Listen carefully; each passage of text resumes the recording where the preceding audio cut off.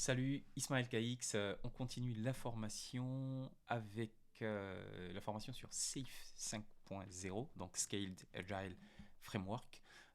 Aujourd'hui, pour faire suite à la leçon dernière, ou du moins à la dernière vidéo, on va parler des principes, des 10 principes de SAFe et de sa mise en œuvre, mais plus en détail et sous forme de vidéos beaucoup plus courtes. Avant de continuer, si vous appréciez des autres vidéos, mettez-moi un like et un commentaire d'encouragement, ça fait toujours très plaisir. Et puis partagez à des gens qui pourraient être intéressés ou à qui ça pourrait rendre un service. Ça permettra aussi à la chaîne d'être boostée et d'être mieux référencée sur la plateforme. Euh, Habituellement, j'ai de prendre ça à la fin, où il y a souvent personne. Donc, ce serait cool d'avoir ça. Ok, donc commençons sur les principes. Hier, c'est sur ça qu'on fait. Hier, la dernière vidéo, c'est sur ça qu'on s'est arrêté et on en est là. Donc, vous vous souvenez que j'avais parlé de ça. Voici ce sur quoi on s'est arrêté hier. Euh, L'agilité classique qu'on connaît, l'agilité pas forcément à l'échelle, hein, comme on a connu avec Scrum et d'autres, Kanban et d'autres, c'est les fameuses quatre valeurs qu'il y a dans le manifeste. Les individus et leurs interactions avant les process et les outils, un logiciel qui marche plutôt qu'une longue documentation que personne ne lit ou que personne ne comprend. Ensuite, une bonne collaboration entre les deux parties plutôt que des fastidieuses euh, négociations et une bonne réponse au changement plutôt que de suivre un plan qui est rigide et qui ne mène pas forcément à une bonne suite.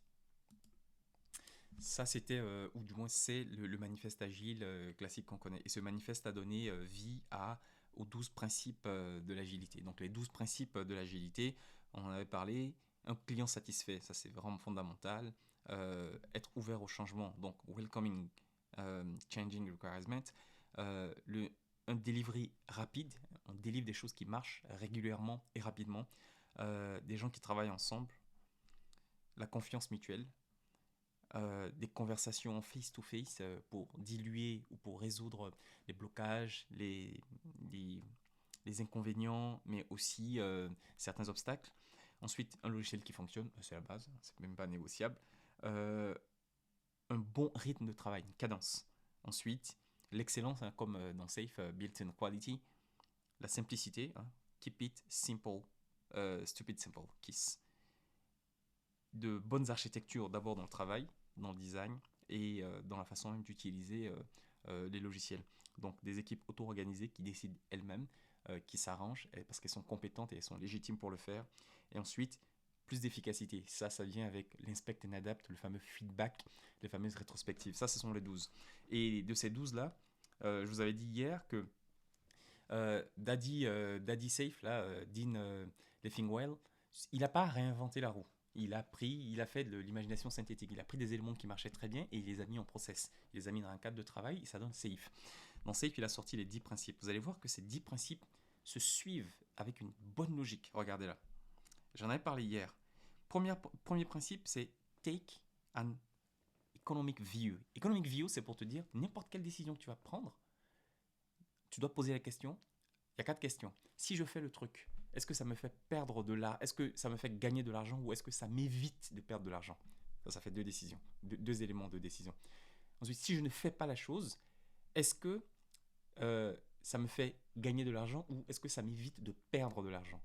Ça, c'est la base de la base de la base. Parce que ça veut dire que qu'est-ce qui va te faire gagner de l'argent? C'est quelque chose que tu vas faire et que les clients vont apprécier, les utilisateurs vont apprécier, ils vont te donner de l'argent ou leurs emails, ou leur attention, ou leur temps de suivi sur ton écran.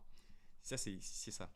Et une fois que tu as décidé en te basant d'abord sur un point de vue économique, c'est de s'assurer que, ok, on va faire le truc, mais est-ce que l'outillage est là? Est-ce que la tuyauterie, est-ce que ça marche bien? Le fameux system thinking. Est-ce que si je mets des inputs, ça va bien se passer dans la machine et ça va sortir les bons outputs que j'attends, sur lesquels on s'est fixé au départ. C'est pour ça le system thinking. On a décidé, ok, est-ce que la machine fonctionne? Une fois qu'on s'est assuré que la machine fonctionne, on se dit, ok, c'est pas parce que ça fonctionne qu'on va se dire, le truc auquel on a pensé, ça doit être obligatoirement ça à la fin et ça sera toujours comme ça. Non, il y a la variabilité. Il faut pouvoir changer en cours de route parce qu'il y a un contexte différent.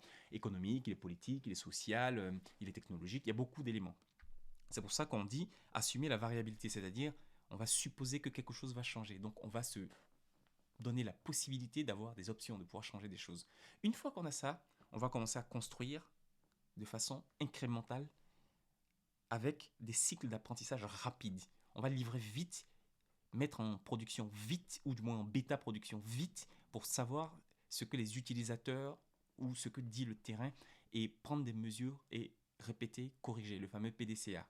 Plan, do, check, adjust ou act.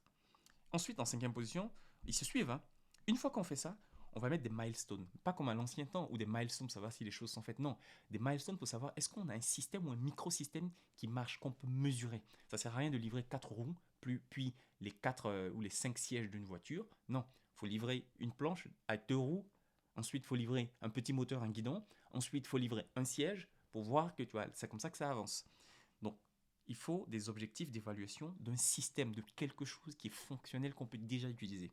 Sixième principe, il ne faut pas mettre trop de travail. Il ne faut pas trop charger la mule derrière, parce que si elle est trop chargée, on va sortir moins. Le système en lui-même, il est plus à l'aise à faire sortir peu d'éléments, mais qui vont aller vite, plutôt que de longs éléments qui vont ralentir, voire casser le système. On va en parler en détail. Et dans le septième, il faut cadencer tout ça. Oui, d'accord, on travaille. Oui, on a une bonne file. On a le WIP, le fameux Work in Progress, qui avance bien. Est-ce que nous travaillons dans une bonne cadence? Et si vous travaillez dans une bonne cadence, les autres aussi travaillent dans une bonne cadence. Mais est-ce qu'on est à la même cadence? Pendant que toi, tu as besoin qu'on te livre un certain système, c'est une autre équipe qui doit le faire, bah, elle n'est pas sur ta cadence. Donc c'est pour ça que oui, on a les mêmes cadences, mais est-ce que nos cadences sont alignées? D'où le mot synchronisation. Une fois qu'on synchronise, ensuite, on va placer ces cadences synchronisées dans un planning qui correspond à tout le monde, en fait, à toutes les équipes et à tous les domaines. Vous avez un planning, vous, à la vente, vous avez un planning, les autres, au marketing, mais vous avez un planning au niveau du dev. On ne peut pas empiéter sur le planning, donc on va s'asseoir, on va s'accorder, on va dire, écoutez, on a une cadence qu'on a synchronisée, maintenant on va s'arranger à ce que ça matche avec nos différents plannings. Huitième principe, souvenez-vous que ce sont les gens qui font les choses.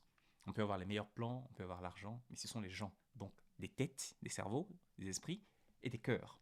Une fois qu'on sait galvaniser les troupes, parce qu'on connaît ce que les troupes veulent, la chose est gagnée.